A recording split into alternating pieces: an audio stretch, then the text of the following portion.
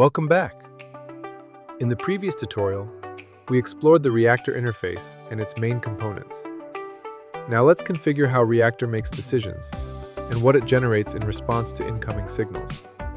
Switch to the Brain tab. The Brain is where you define the rules that guide your Reactor. It evaluates incoming signals, determines whether they deserve a reaction, and prepares a brief for the most appropriate response flow. Start by configuring your values. These define the core principles that every generated response should follow, such as writing style, factual accuracy, or tone of voice. Next, configure your positions. These define how Reactor should approach different topics, helping it maintain a consistent editorial perspective across every reaction. Use red lines to define content that Reactor must never generate. For example, you can prevent reactions to unverified claims, financial advice, or graphic content. Then, define your focus areas. These tell Reactor which topics, audiences, and geographic regions deserve attention when evaluating incoming signals.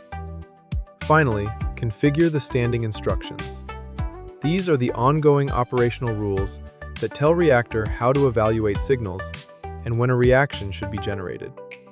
For example, you can instruct Reactor to prioritize breaking news, group related signals into a single reaction, or ignore topics that fall outside your editorial scope. If you don't want to configure these sections manually, Reactor also includes an AI assistant. Simply describe the behavior and rules you want your Reactor to follow, and the assistant will automatically organize them into the appropriate sections for you. Together, these settings define how Reactor evaluates incoming information and decides which response flow should be used. Switch to the Output tab. This is where you define what Reactor should generate after the brain decides that a signal requires a reaction.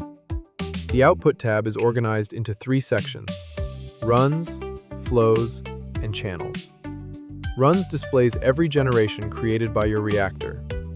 Here you can review completed results, monitor active generations, and approve or reject content before it is published. Next, open the Flows section. A flow defines how Reactor generates content for a reaction. Open any existing flow to configure its settings. Start by selecting the type of content the flow should generate, such as an image or a video. Then, configure the approval mode. Review the flow name and description. Choose the generation model, and specify how many variants should be created. Use the selection hint to describe when this flow should be selected. This helps Reactor choose the most appropriate flow for each reaction. Enable triage if you want Reactor's LLM to automatically consider this flow when deciding how to respond. If disabled, the flow remains available only for manual execution. If your workflow requires additional review, you can enable internal approval for your team, or client approval before the generated content is published. You can also enable run flow on AI answer to signal.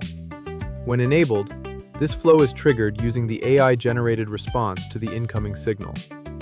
When disabled, the flow will not run on AI-generated responses.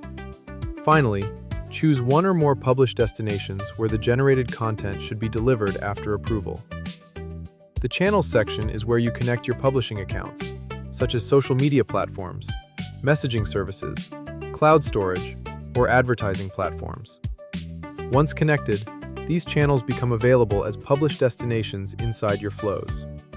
Together, these sections define what Reactor generates, how it generates it, and where the final content is delivered. You've configured your Reactor's decision-making rules and generation settings. Next, we'll set up sources and topology to connect signals, flows, and publishing into a complete automation pipeline. PixieLabs, designed for creators, built for production.